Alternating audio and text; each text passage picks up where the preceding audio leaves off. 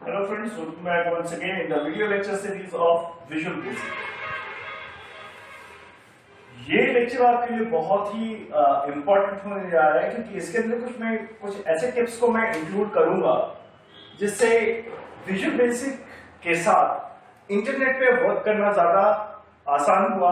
और दूसरी सबसे बड़ी बात है कि इंटरनेट एप्लीकेशंस या इंटरनेट ब्राउजिंग या सच कहा जाए कि इंटरनेट के थ्रू आपको कोई भी चीज अगर आपको सॉफ्टवेयर अगर बनाना है तो for that visual basic is going to be play an important role.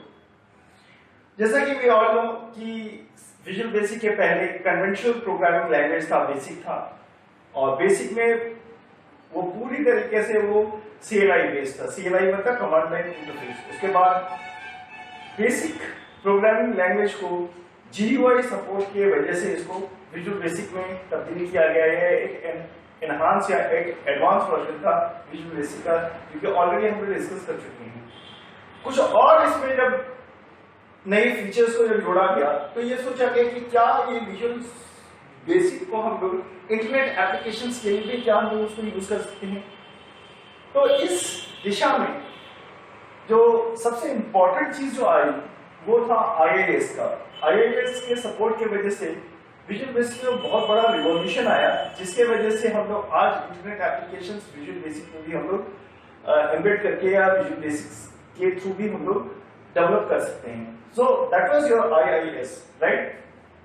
सो इस वीडियो में आपको IIS के बारे में पूरी तरीके से मैं बताऊंगा कि कैसे इसको इनेबल किया जाता है, कैसे इसको कॉन्फ़िगर किया जाता है, और डेवलपमेंट टाइम में ये किस तरीके से काम करता है, और उसके बाद इसके करने के बाद फिर प्रोजेक्ट का कॉन्फ़िगरेशन कैसे होता है, और लास्टली हमारा प्रोजेक्ट रन कैसे होता है।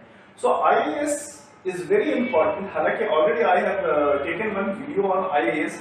अगर आपको IIS के बारे में जानना है तो मेरे चैनल पे जाकर के उस वीडियो के बारे में जिसका नाम है ASP एंड IIS, उसको आप बहुत अच्छी तरीके से समझ सकते हैं या देख सकते हैं। उसमें बहुत क्लियरली मैंने मेंशन किया है IIS is nothing but Internet Information Services, right?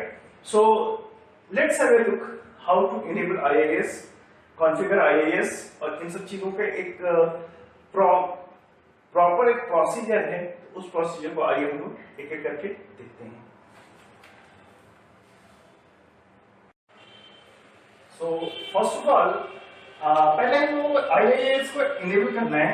So IIS is a feature in the Windows operating system only, right. IIS already एक फीचर आपका एम्बेडेड है विंडोज ऑपरेटिंग सिस्टम में। तो विजुअल स्टूडियो के साथ जब भी इसको अगर इंटरैक्ट करना होता है तो सबसे पहले इसको हम लोग इनेबल करते हैं। Let's see how to enable this IIS।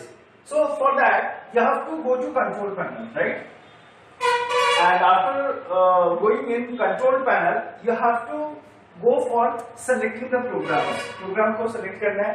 और प्रोग्राम्स में कई बार प्रोग्राम्स आता है, कई बार प्रोग्राम्स में फीचर्स आता है, राइट। तो basically you have to go to programs, then program and features.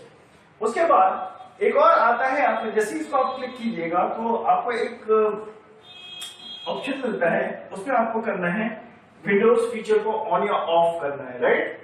Windows features को ऑन या ऑफ करना है। बेसिकली ये left side of the screen आपको नजर आता है, और वहीं पे एक फीचर है that is known as select IIS।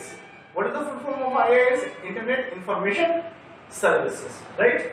और इतना करने के बाद जस्ट आपको इसको सिलेक्ट करना है, मतलब बाय डिफॉल्ट वो अनसिलेक्टेड होता है। वहां पे एक चेकबॉक्स रहता है, चेकबॉक्स में आपको उसको टिक करना है, क्लिक करना है, और क्लिक करने के बाद आपको उसको ओके करना है।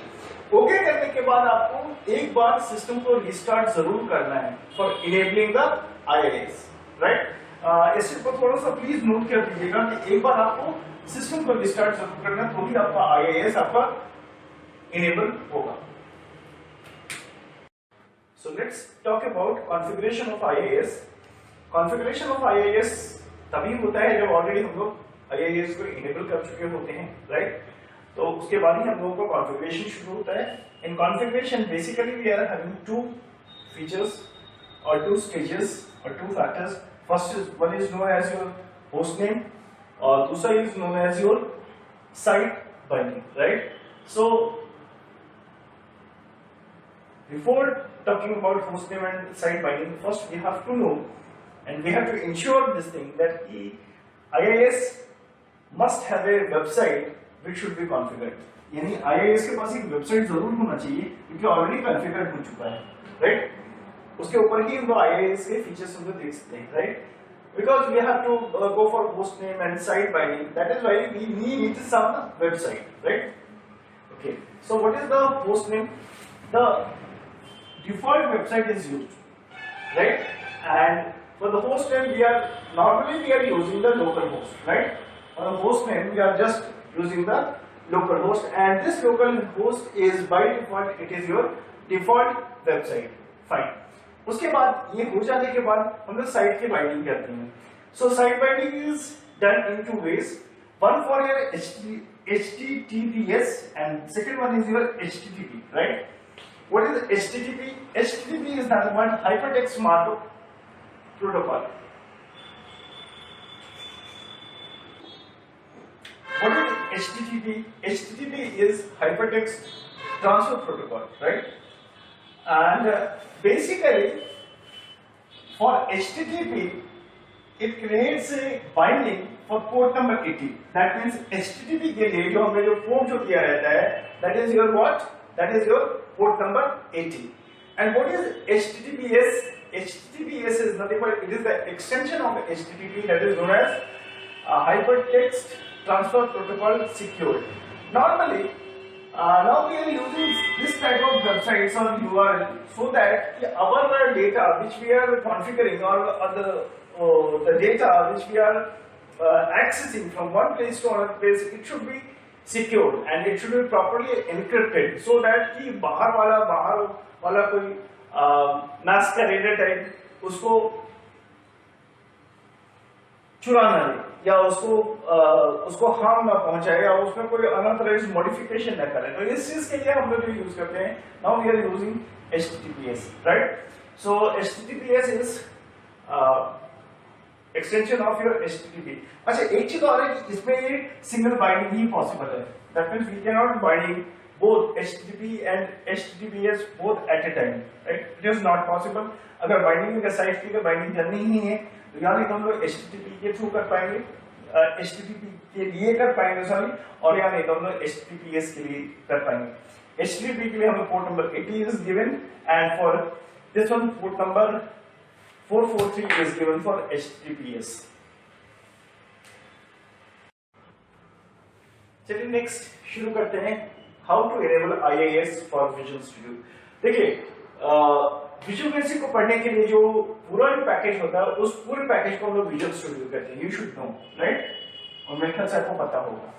सो विजुअल स्टूडियो को इंस्टॉल करने के समय हम लोग बेसिकली सॉफ्टवेयर डेवलपमेंट की बात करते थे, right?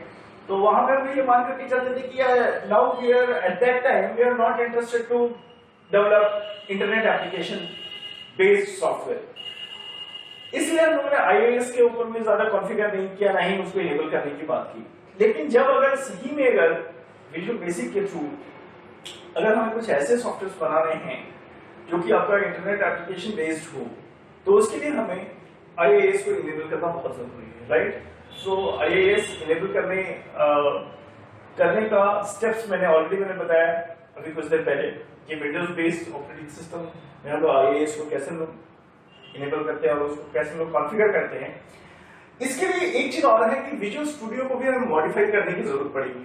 So for that you can use the keyword modify. तो अगर विजुअल स्टूडियो को मॉडिफाई करेंगे तो नेचुरल सी बात है कि आप उसको एनहांस करें कुल मिलाकर के, right? And if you want to go for ASP.NET और वेब डेवलपमेंट, अगर विजुअल बेसिक में या विजुअल स्टूडियो में अगर आपको वेब डेवलपमेंट की बात करनी है या ASP.NET की बात करनी है, active server pages, right? What is ASP? Active server pages. So उस समय आपको एक अलग सी चीज आपको इंस्टॉल करनी पड़ेगी, that is known as your develop time IIS support, right? Develop time IIS support, right? जैसे आप इसको इंस्टॉल करेंगे तो आपके पास एक कंपोनेंट का एक विंडो, एक लिस्ट आपके पास आ जाएगा, राइट, जो कि आपके पास एक ऑप्शन सिलेक्शन के लिए आपको वो फीचर प्रोवाइड किया जाएगा कंपोनेंट्स में, राइट। सो कंपोनेंट्स की एक लिस्ट आ जाएगी और उसमें से आपको जो जो चीजें, जो जो कंपोनेंट्स आपको उसको सेलेक्ट करना है, किसके लिए, ASP.NET या वेब डेवलपमेंट के लिए, तो आप इजीली आप वहां से उसको सेलेक्ट कर सकते हैं और आप अपना काम इंटरनेट बेस्ड एप्लीकेशन के लिए सॉफ्टवेयर को डिजाइन करना आप शुरू कर सकते हैं।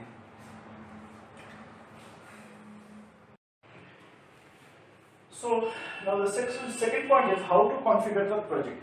अच्छा, प्रोजेक्ट के कॉन्फ़िगरेशन में हम लोग नया प्रोजेक्ट भी ले सकते हैं और एग्जिस्टिंग प्रोजेक्ट भी ले सकते हैं, राइट। सो पहले मैं नया प्रोजेक्ट के बारे में बताऊंगा, उसमें कैसे हम लोग यूज करेंगे, राइट, और एग्जिस्टिंग प्रोजेक्ट में हम लोग कैसे यूज करेंगे HTTPS रीडायरेक्शन को, राइट। सो किसी भी प्रोजेक्ट का जो कॉन्फ़िगरेशन जो होता है वो अगर HTTPS बेस्ड है तो HTTPS का रीडायरेक्शन होगा, राइट। तो कैसे होगा न्यू प्रोजेक्ट में और कैसे होगा एग्जिस्टिंग प्रोजेक्ट में, that we are going to watch here, right. So for that, basically for the first new project we can select the configure from HTTPS, for HTTPS, right। जो आपके पास जो component आएगा उसमें से जस्ट आपको सबसे पहले आपको कॉन्फ़िगर को सेलेक्ट करना है। जैसे आप कॉन्फ़िगर को सेलेक्ट कीजिएगा तो उसके बाद आपको एक ऑप्शन दिया जाएगा and that option is nothing but you can add HTTPS redirection and HSTS middleware, right. इस ऑप्शन को जैसे ही आप क्लिक करेंगे या ऐड करेंगे तो ऑटोमेटिकली आपका HTTPS रीडायरेक्शन आपका न्यू प्रोजेक्ट के लिए हो चुका होगा, राइट। बेसिकली मैं आपको सजेस्ट करूंगा कि जब भी अगर इंटरनेट बेस्ड अगर सॉफ्टवेयर अगर किसी क्लाइंट के लिए अगर बना रहे हैं तो instead of HTTP I will certainly suggest you to go for HTTPS।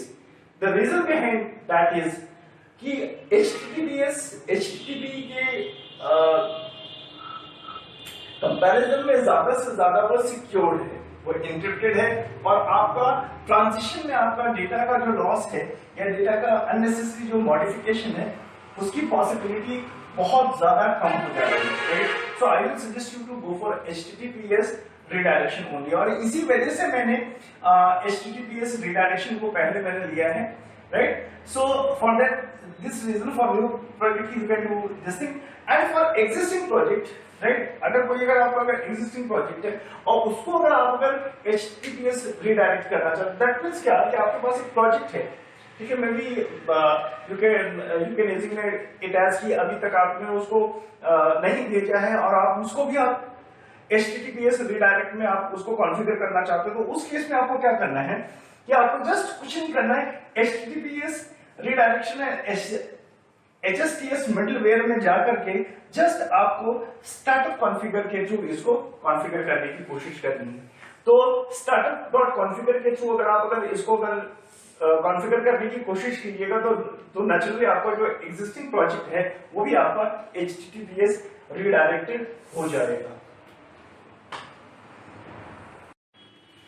So last one is your how to run this project, right। इसके लिए जो रन है उसको एज ए एडमिनिस्ट्रेटर हम लोग यूज करते हैं, right.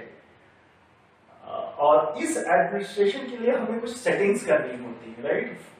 If we have to run the project तो रन जो करेगा वो एडमिनिस्ट्रेटर ही करेगा, राइट, हर कोई रन नहीं करेगा। और सबसे बड़ी बात है कि उसको रन को means as a administrator use करने के लिए हमें कुछ स्टेप्स फॉलो करने पड़ेंगे। सबसे पहले क्या करना पड़ेगा, जो बिल्ड कॉन्फ़िगरेशन है वो एक ड्रॉप डाउन लिस्ट है, build configuration drop down list है, उसको सेट करना पड़ेगा डिबग पे। जब तक से हम लोग डिबग पे सेट नहीं करेंगे हम लोग किसी प्रोजेक्ट को एज ए एडमिनिस्ट्रेटर रन नहीं कर सकते। इसीलिए जो build configuration drop down list है, इसको ड्रॉप डाउन मींस इसलिए कहते हैं क्योंकि you get some options in it, right. So drop down list है तो उसको हमको सेट करना पड़ेगा डिबग पे और उसको करने के बाद हमें स्टार्ट डिबगिंग बटन होता है एक, ठीक है, उसको हमें सेट करना पड़ेगा IIS प्रोफाइल के साथ, राइट। आईआईएस प्रोफाइल के साथ। और जैसे ही आप स्टार्ट डिबगिंग बटन को अगर सेट कीजिएगा आईआईएस प्रोफाइल के साथ, उसके बाद आपका जो रन वाला जो कमांड है वो एज ए एडमिनिस्ट्रेटर यूज होगा और इजीली आप अपने प्रोजेक्ट को जो आपने जो कॉन्फ़िगर किया हुआ था उस प्रोजेक्ट को आप इजीली आप उसको रन कर सकते हैं। Thank you.